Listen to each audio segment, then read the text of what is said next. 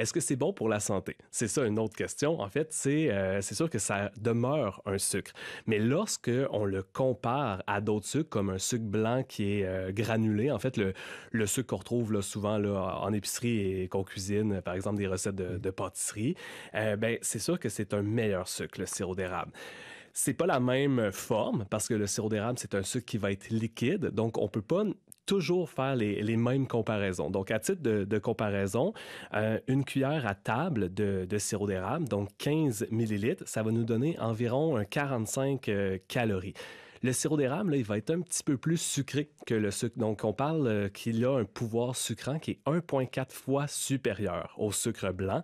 Donc ça, c'est intéressant parce que ça nous permet d'en mettre moins pour obtenir la même saveur sucrée. Lorsqu'on substitue un sucre qui va être solide avec un sucre qui est liquide, comme le sirop d'érable, le miel, le sirop de maïs, le sirop d'agave, ben, il faut tenir compte en fait de la quantité de liquide total d'une recette pour pouvoir faire les bons ajustements. Donc des fois, on peut pas remplacer un pour un. Donc il faut faire d'autres ajustements dans la recette, comme réduire la quantité de lait, réduire un petit peu la quantité d'huile. Donc ça dépend d'une recette à l'autre.